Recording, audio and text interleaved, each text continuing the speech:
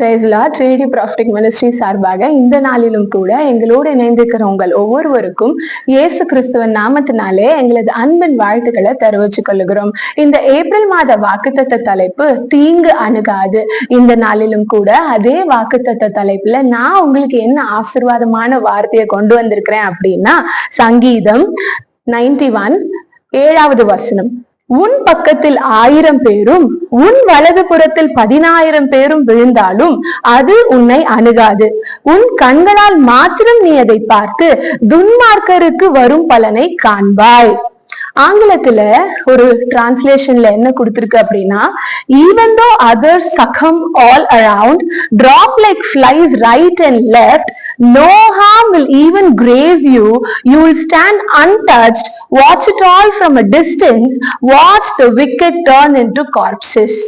இது ரொம்ப ரொம்ப பவர்ஃபுல்லான வாக்குத்தத்த வசனம். நம்ம வாழ்நாள் எல்லாம் இந்த வசனத்தை நம்ம கிளைம் பண்ண முடியும். இது ஏப்ரல் மாத வாக்குத்தத்தம் மாத்திரம் இல்ல, நம்ம வாழ்நாள் எல்லாம் ஒரு தீங்கும் அணுகாம நம்மளோட கர்த்தர் நம்மளுக்கு பாதுகாக்கணும் அப்படின்னா, துன்மார்க்கருக்கு வர பலனை நம்ம கண்களினால மாத்திரம் காணணும் அப்படின்னா இந்த 3 காரியம் நம்மளிடத்துல இருக்கணும். எந்த 3 காரியம் செஞ்சா நம்மளோட வாழ்க்கையில தீங்கு அணுகாதுன்னு நம்ம பார்க்கலாமா?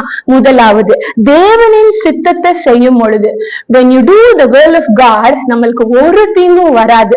2வது காரியம், தேவனின் கண்களில் கிருபை கிடைக்கும் போது, தேவனோட கண்கள்ல மாத்திரம் நமக்கு கிருபை கிடைக்கும் அப்படின்னா வாழ்நாள் எல்லாம் நம்மளோட வாழ்க்கையில தீங்கு அணுகவே அணுகாதுங்க. 3வது காரியம், தேவ பக்தி உள்ளவர்களா இருக்கும் போது நம்மளோட வாழ்க்கையில தீங்கு அணுகவே அணுகாது. இப்பொழுதும் நம்ம ஒன்னா நம்ம ஷார்ட்டா பார்க்கலாமா? முதலாவது, தேவனின் சித்தம் செய்யும் பொழுது. இதுக்கு நான் நான் உங்களுக்கு எக்ஸாம்பிளா கொண்டு வந்திருக்கிறேன் அப்படின்னா, மரியாள். லூக்கா 1வது அதிகாரம் 38வது வசனம். மரியாள், இதோ நான் ஆண்டவருக்கு அடிமை, உம்முடைய வார்த்தையின்படி எனக்கு ஆக கடவுது என்றாள் அப்படின்னு மரியாள் என்ன பண்றா? தூதனை பார்த்து சொல்றா, நீ ஒரு குமாரனை பெறுவான்னு சொல்லும் பொழுது அவ என்ன பண்ணிட்டா? எதுவுமே ஒரு நெகட்டிவ் வார்த்தையோ இல்ல அதை அக்செப்ட் பண்ணிக்காமையோ எந்த பேச்சுமே அந்த இடத்துல இல்ல. உங்க சித்தத்தின்படி எனக்கு ஆக கடவுது, அந்த வார்த்தைப்படியே எனக்கு நடக்கட்டும், அதுதான் தேவ சித்தம் அப்படின்னா அது நடக்கட்டும் அப்படின்னு மரியாள் ஆண்டவருக்கு அவளை ஒப்பு கொடுத்தா. அவ வாழ்க்கையில என்ன நடந்துச்சு அப்படின்னா, குழந்தையா இருக்கிற இயேசுவ கொலை செய்ய திட்டம் வந்தப்ப கூட கர்த்தர் அவ்வளவு அழகா அவங்கள கைட் பண்ணி நல்ல ஒரு வாழ்க்கைய தந்தாரு. இப்பொழுது வாங்கல என்ன நடந்ததுன்னு நம்ம பார்ப்போம். மத்தேயு 2வது அதிகாரம் 16வது வசனம். அப்பொழுது ஏரோது தான் சாஸ்திரிகளால் வஞ்சிக்கப்பட்டதை கண்டு மிகுந்த கோபம் அடைந்து ஆட்களை அனுப்பி தான் சாஸ்திரிகளிடத்தில் திட்டமாய் விசாரித்த காலத்தின்படியே பெத்லகேமிலும் அதன் சகல எல்லைகளிலும் இருந்து 2 வயதுக்கு உட்பட்ட எல்லா ஆண் பிள்ளைகளையும் கொலை செய்தான்.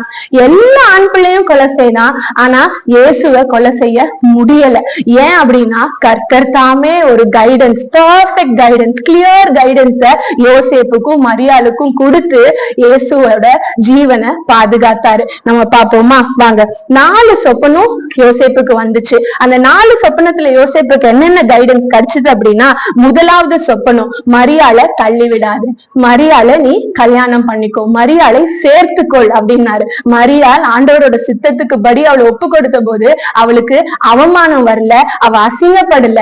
யோசேப்பு அவளை ஏற்றுக்கொண்டா. அப்ப நம்மளும் அப்படிதான். நம்மளோட வாழ்க்கையை ஆண்டவரோட சித்தத்துக்கு நம்ம ஒப்பு கொடுக்கும் போது நம்மளோட வாழ்க்கையில தீமை வராது, நம்மளுக்கு அசிங்கம் வராது, நமக்கு நன்மை தான் வரும், நமக்கு மாறாய் பாதுகாப்பு தான் வரும். கர்த்தரோட டிவைன் பர்பஸ் நம்ம வாழ்க்கையில நிறைவேறும். அடுத்ததா என்னன்னா, fleeing to Egypt, எகிப்துக்கு ஓடி போறதுக்கு ஆண்டவர் ஒரு சரியான பிளான கொடுத்தாரு. இங்க பாத்தீங்கன்னா அடுத்த கைடன்ஸ் கர்த்தர் அவங்களுக்கு கொடுத்தது ஏரோது 13வது வசனம். ஏரோது பிள்ளையை கொலை செய்ய தேடுவான், ஆதலால் நீ எழுந்து பிள்ளையையும் அதன் தாயையும் கூட்டிக் கொண்டு எகிப்துக்கு ஓடிப்போ அப்படின்னு கர்த்தர் என்ன பண்றாரு? இன்னொரு கிளியர் கைடன்ஸ கொடுக்கிறாரு.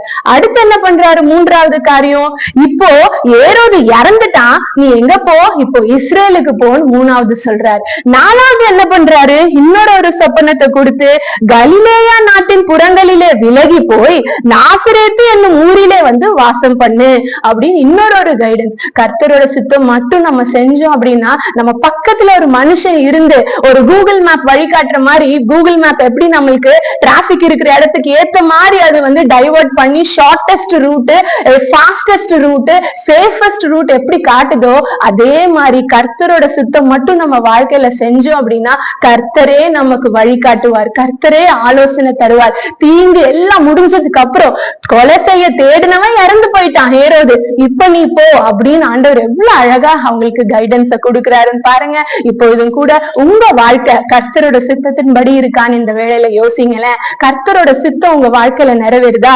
ஆண்டவர் சொன்ன டைரக்ஷன்ல நீங்க இருக்கிறீங்களா? அப்ப கவலையே படாதீங்க, உங்க வாழ்க்கையில தீங்கு அணுகவே அணுகாது.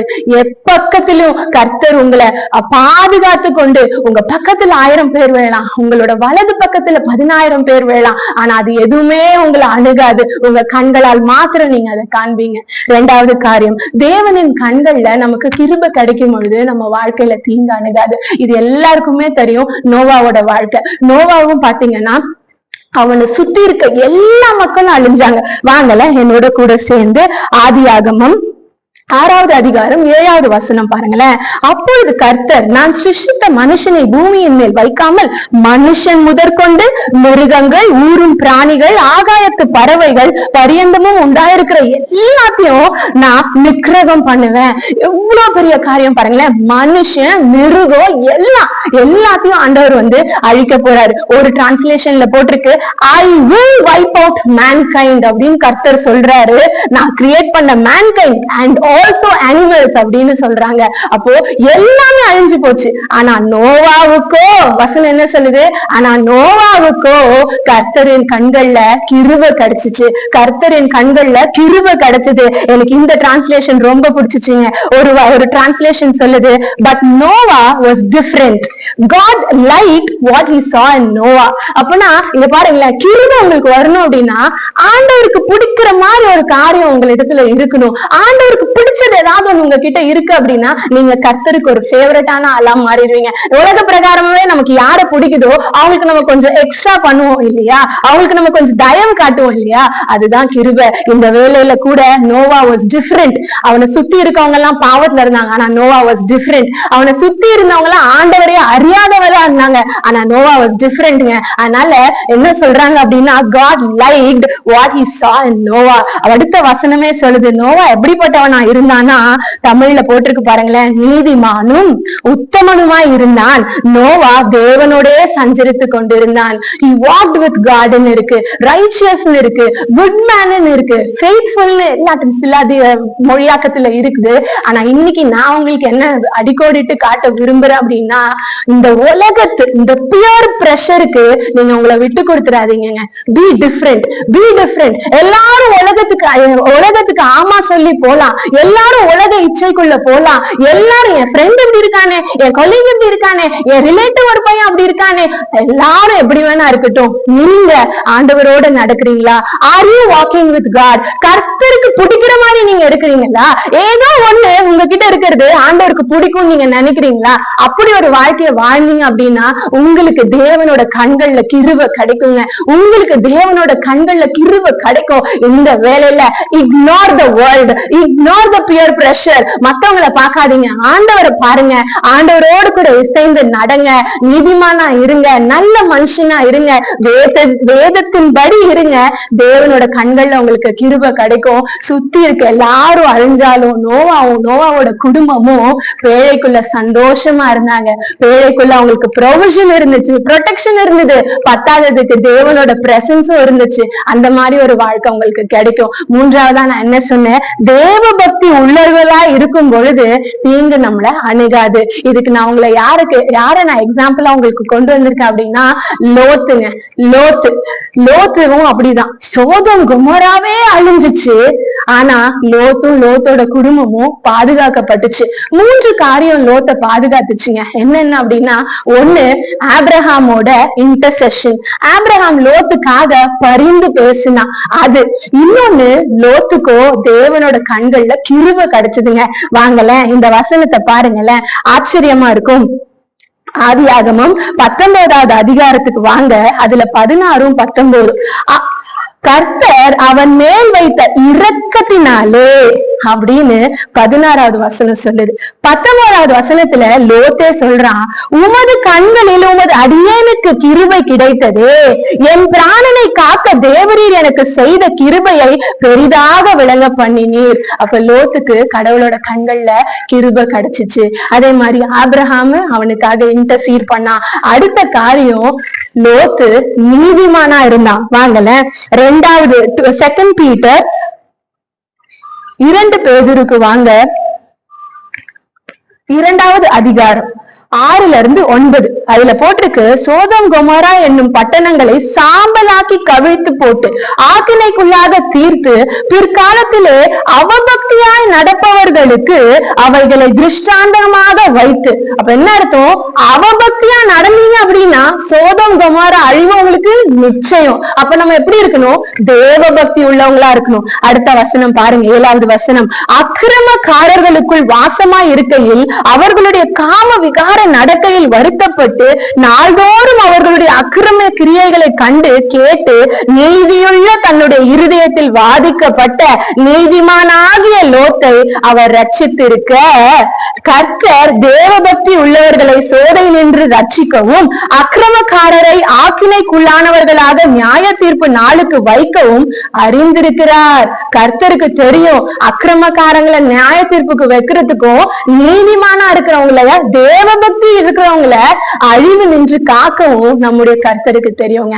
இந்த வேலையில நீங்க யோசிச்சு பாருங்க, தேவபக்தி உள்ளவர்களா இருக்கிறீங்களா? சுத்தி அநியாயம் நடக்கும் பொழுதும், சுத்தி பாவம் நடந்து இருக்கும் பொழுதும் நீங்க எப்படி இருக்கிறீங்க? 10-11 இருக்கிறீங்களா, இல்ல தனித்து காணப்படுறீங்களா?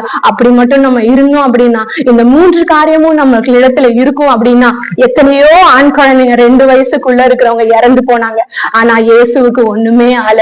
சுத்தி இருக்கிற எல்லாம் மிருக ஜீவன் முதற்கொண்டு மனுஷன் முதற்கொண்டு அழிந்து போனான். ஆனா நோவாக்கு எதுவுமே ஆல. சுத்தி இருக்கிற எல்லாம் சோதம் கொமோரா அழிந்து போச்சு. ஆனா லோத்து குடும்பத்துக்கோ எதுவும் ஆல. அப்படி நம்மளோட வாழ்க்கை இருக்கணும் அப்படின்னா, தீங்கு அணுகாம இருக்கணும் அப்படின்னா, ஒரு நாள் உங்க வாழ்க்கைய தேவ சித்தத்துக்கு ஒப்பு கொடுங்க. ஒரு நாளும் தேவனோட கண்கள்ல கிருபை கிடைக்கிற மாதிரி ஒரு வாழ்க்கைய வாழுங்க. ஒரு நாளும் தேவ பக்தி உள்ளவர்களா அவங்களோட வாழ்க்கைய வாழுங்க. கர்த்தர் உங்களை ஆசீர்வதித்து வழிநடத்துவார். ஜெபிப்போமா? Thank you Jesus. நன்றி ராஜா, இந்த நாள்ல கூட ஆண்டவரே தீங்கு அணுகாதுன்னு வாக்கு பண்ணிருக்கிறீங்க. இந்த 3 காரியங்கள் எங்க இருதயத்துல வாழ்நாள் எல்லாம் பதிந்திருக்க கிருபத்தாங்க. Every time master, every day master, நாங்க காரியங்களை செய்யும் பொழுது இது தேவ சித்தமா? என்னோட வாழ்க்கையில தேவனோட கிருபை இருக்குமா? நான் நீதிமானா வாழ்றேனா? நான் தேவ பக்தி உள்ளவனா இருக்கிறேனா அப்படின்னு ஒரு நாளும் நாங்க பரிசோதித்து பாக்குற கிருபை எங்களுக்கு கொடுங்க. ஆசீர்வதிங்க. தீங்கு அணுகாம பாதுகாத்துக் கொள்ளுங்க. இயேசுவின் நாமத்தில் பிதாவே, ஆமென்.